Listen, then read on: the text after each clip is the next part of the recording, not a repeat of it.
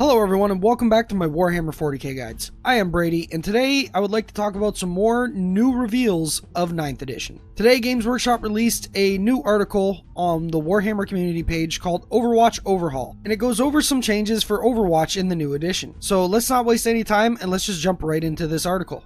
So what is Overwatch? Simply put, it's the snapshots a unit takes when an enemy is running in their direction, blades in hand, and war cries in their throats. Overwatch plays a crucial role in Warhammer 40,000. It causes armies that prefer melee combat to exercise a bit of caution as they rush to get grips with the enemy, and punishes them for charging into heavy firepower. While that's still true in the new edition of the game, things will work a little bit differently in practice. The first and biggest change is that Overwatch has shifted from a standard reaction to a core stratagem, costing 1 command point to perform.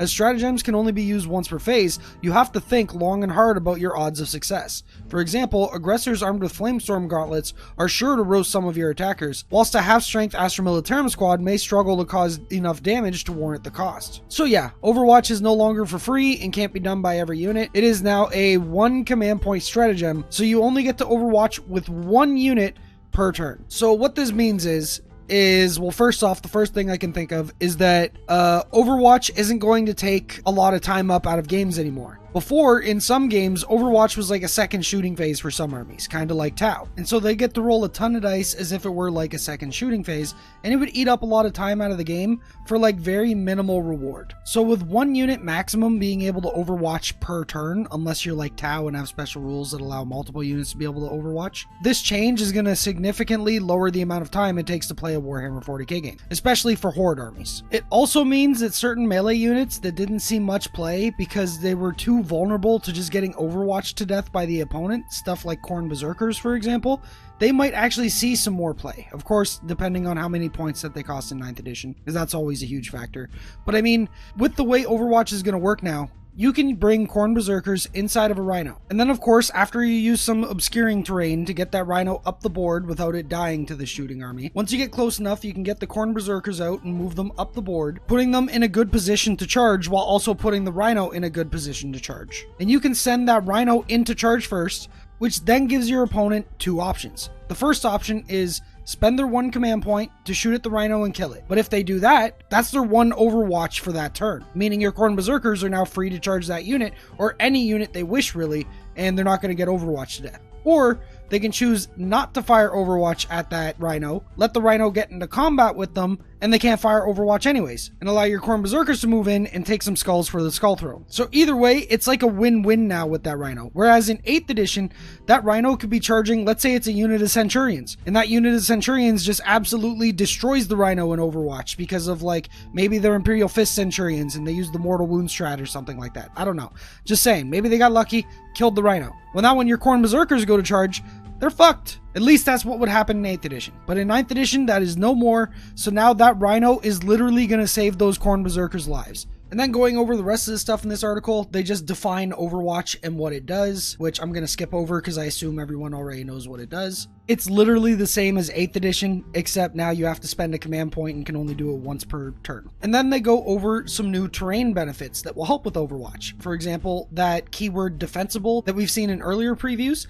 Well, defensible means that infantry units can hold steady or set to defend if no enemy is within engagement range. And engagement range in 9th edition basically just means if they're in close combat. So they can't do either of these if they're in close combat unless I'm reading that wrong. But hold steady is that unit can make Overwatch attacks on 5+ instead of 6+, and set to defend is they cannot fire Overwatch but add 1 to hit rolls in the next fight phase. So you would do this one if you have a shooting unit that is going to get some decent damage off with their Overwatch instead of in melee, and you do this one if you have a melee unit that's hiding in there, ready to hit back as long as they don't all just get decimated when the opponent charges them. With heavy cover being a thing where the opponent that's in the cover actually doesn't get the save for some reason, but the unit that charged in does get the save, so it benefits the charging unit over the defending unit. I think that's kind of weird still. Maybe I read that wrong in my previous video, but I don't think I did, or maybe Games Workshop worded it wrong, which I'm hoping is the case, because as of right now, it actually has no defender advantage at all. It gives advantage to the charging unit, but we'll see how that goes, and yeah, if that gets cleared up or not. They also go over that if you have armies like Tau Sept that already Overwatch on a 5+, then I guess that doesn't really work. You would just do this one anyways. You would just do the set to defend to attack in close combat. And yeah, so that's probably a question people have, is how is this going to affect Tau? And to be honest, it's going to affect Tau.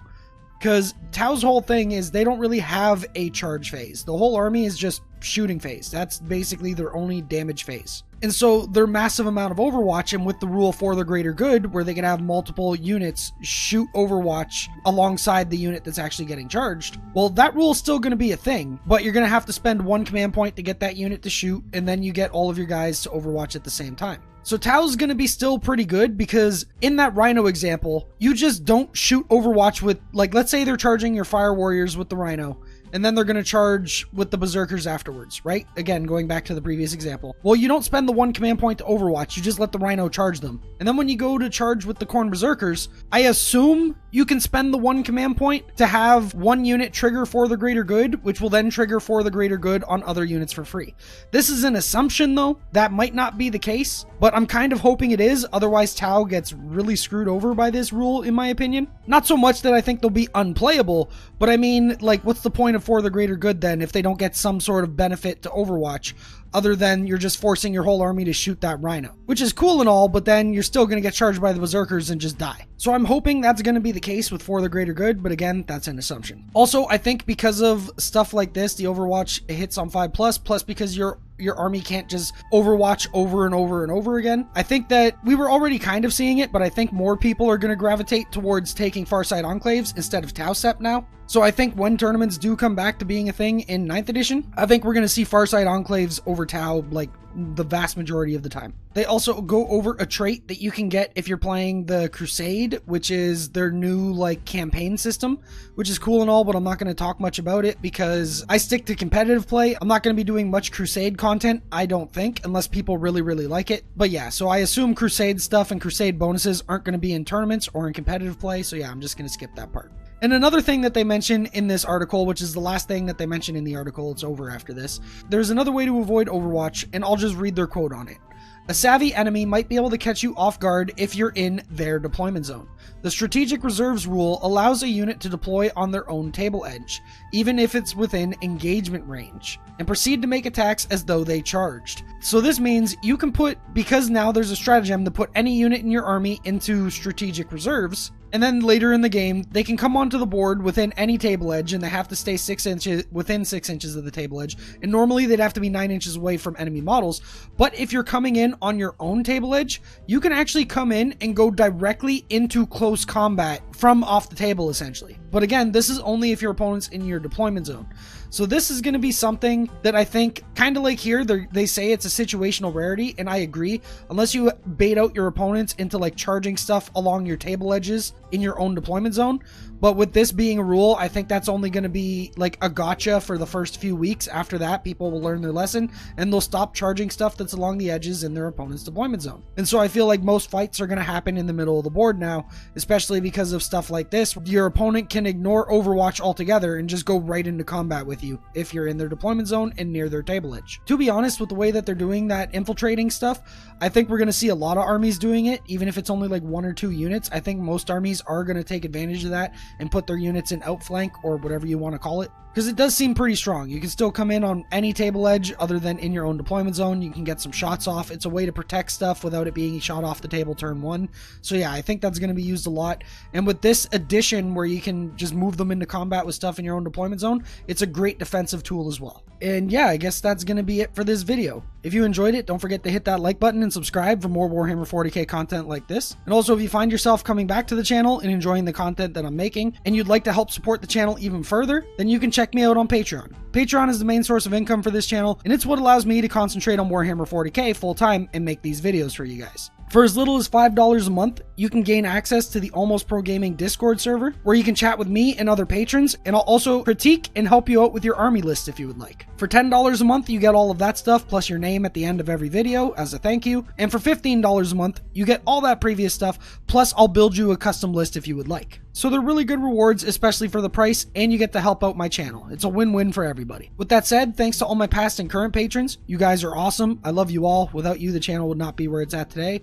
So again, thank you all. And to all you regular viewers who come and watch my videos on my channel, I have to thank you guys as well. Without you, the channel would also not be where it's at today. We're almost at 30,000 subscribers too, which is amazing, and a point that I never thought my channel would ever hit. So thank you all for that as well. And I guess that's pretty much it. So thanks for watching this video, and I guess I'll see you in the next one. Happy wargaming.